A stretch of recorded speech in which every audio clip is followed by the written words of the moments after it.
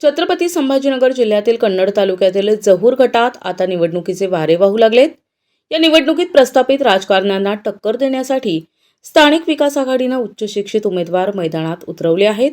विकासाच्या ठोस मुद्द्यांवर आणि तांत्रिक ज्ञानाच्या जोरावर निवडणूक लढविण्याचा निर्धार या उमेदवारांनी व्यक्त केला असून जहूर गटात या निवडणुकीची मोठी चर्चा रंगली आहे।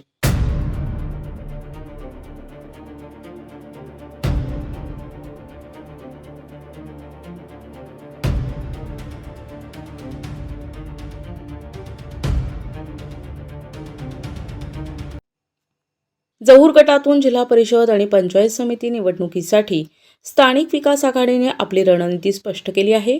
आघाडीच्या वतीने छत्री या निवडणूक चिन्हावर अपक्ष उमेदवार म्हणून जिल्हा परिषद सदस्य पदासाठी विशंती राजेंद्र मलदुडे तर पंचायत समिती सदस्य पदासाठी दीपक शंकर खरात यांनी आपली उमेदवारी दाखल केली आहे।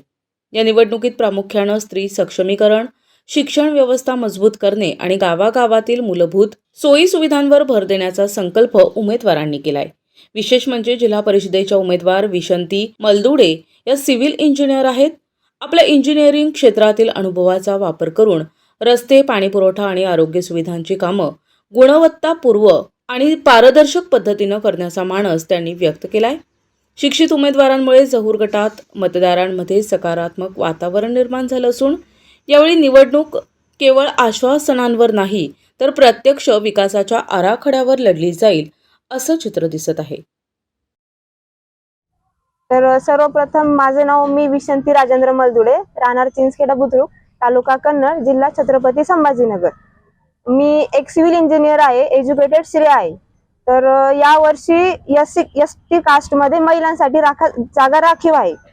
तर मी स्वतः या ग्रामीण भागामध्ये राहिली आहे। इथलच्या अडीअडचणी मी स्वतः अनुभवल्या आहेत। मला माहिती आहे मुलींना शाळेमध्ये जाण्यासाठी कोणत्या अडचणी येतात, बसची व्यवस्था नाहीये, रस्त्याने मुली सेक्युअर नाही आहेत, हे मी स्वतः अनुभवलं आहे। पेशंट म्हणजे हॉस्पिटल आहेत ते दूर आहेत, तालुका लेवलला, जिल्हा लेवलला, तिथपर्यंत जाईपर्यंत पेशंट हा दगावतोय कारण रस्ते चांगले नाहीयेत।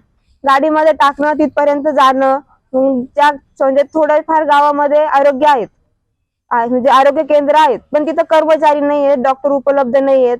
हे सगळं मी डोळ्यांनी बघितलंय, याच्यावरती सर्वे केलाय आणि मी त्यानंतर राजकारणामध्ये येण्याचा निर्णय घेतलाय। एखाद्या पक्षासोबत का गेलेत नाही आणि अपक्ष का लढताय? तर मी म्हणजे बीजेपी आणि शिवसेना या दोन्ही पक्षाकडे म्हणजे ट्राय केलं होतं की मला तिकीट द्या असं, पण त्यांनी मला नाकारलंय। दोन्ही पक्षांनी तिकीट नाकारलंय कारण की मी एज्युकेटेड स्त्री आहे, सक्षम स्त्री आहे। त्यांना हे माहिती की ते उद्या मला बोलले की नाही आपल्याला हे करायचं नाही तर मी ते करणार। जर मी माझ्या जनतेसाठी उभी आहे, मला जर वाटतंय की माझ्या जनतेला आरोग्य सेवेची जरूरत आहे तर मी त्याच्यासाठी सक्षम उभं राहणार आणि आरोग्य हे मेन म्हणजे उभं करणार तर उभं करणारच। हे त्यांना माहिती की मुलगी करणार, म्हणून त्यांनी माझं तिकीट नाकारलंय। जहूर गटातील विकासाच्या मुद्द्यावरती काय सांगा? तर आपल्या आता 2-3 मेन मुद्दे आहेत। एक प्राथमिक शाळेची जी उपस्थिती आहे ती खूप कमी होत चालली आहे। आता 26 जानेवारीला मी प्रोग्राम अटेंड केलाय आमच्या स्वतःच्या गावातला, तर मी ते डोळ्यांनी बघितलंय। त्याच्यानंतर रस्ते एक मेन मुद्दा आहे। फ्री एज्युकेशन म्हणजे जे गावाकडे खेड्यापाड्यात तांड्यावरती लोक राहतात त्यांच्या मुलींना लोक शिकवत नाहीये, हे मी बघितलंय स्वतःच्या डोळ्यांनी। उसुडीला वगैरे जातात, मुलांची शाळा होत नाही, हे अडचणी। आता एकंदरीत असाच विषय चर्चेला येतो, धनशक्तीचा विजय की जनशक्तीचा विजय, आणि तुमच्या बॅनरवरती पॉम्पलेटवरती त्याचा उल्लेख पण आहे।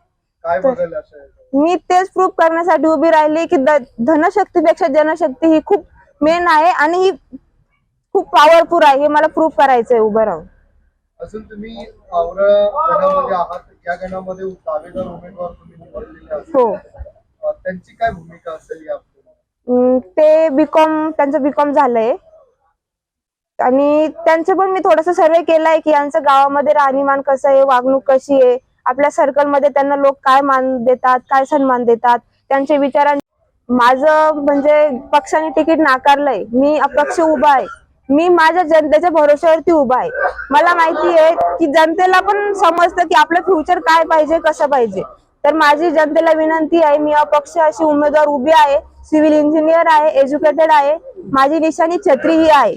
तर शिवाजी महाराजांचे विचार सोबत घेऊन आणि डॉक्टर बाबासाहेब आंबेडकरांचं संविधान समोर घेऊन मी पुढे चालणार आहे आणि मी जनतेला विनंती करते की तुम्ही मत विचार करून द्या की तुमचं फ्युचर काय असेल. हे सर्व तुमचं 5 वर्षाचं फ्युचर हे जनतेच्या हातामध्ये आहे.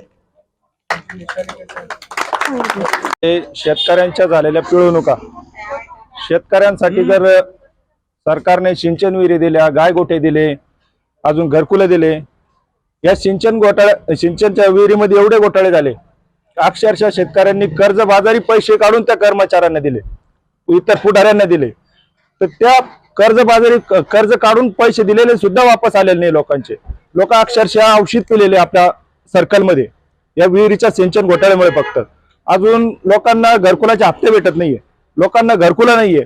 प्रत्येक गावामध्ये प्रत्येक पुढारी येतो, कोणत्या पक्षाचा राहतो येतो, पैसे जमा करतो, साहेबाला देतो, इकडे देतो, तिकडे देतो. हे पूर्णपणे घोटाळे या सर्कलमध्ये. या सर्कलमध्ये जर काही करायचं असेल म्हणून मी या पक्ष म्हणून स्वतः उतरलेलो आहे. मी विटा गावचा माजी सरपंच होतो, त्यामुळे मला आहे ना या ग्रामपंचायतचा पुरेपूर अनुभव आहे, सर्कलचा पण अनुभव आहे. त्याच्यामुळे मी या पंचायत समितीमध्ये उतरलेलो आहे. काय तुमची निशाणी आहे? माझी निशाणी छत्री आहे. कारण या छत्रीचा असा आहे, ही उन्हात सुद्धा कामा येते आणि पावसात सुद्धा कामा येते. त्या पावसात कामा येते म्हणजे शेतकऱ्यांना पाऊस लागतो, पाऊस लागल्यामुळे त्यांना परेशानी होते. हे माझ्या छत्रीमुळे जर त्यांच्या डोक्यावर थोडंफार छत्रछाया आली तर मी त्यांच्या मतदान रूपाने नक्कीच त्यांची सेवा करण्याचा प्रयत्न करतो. प्रतिनिधी रवींद्र खरात, NTV न्यूज मराठी, कन्नड, छत्रपती संभाजीनगर.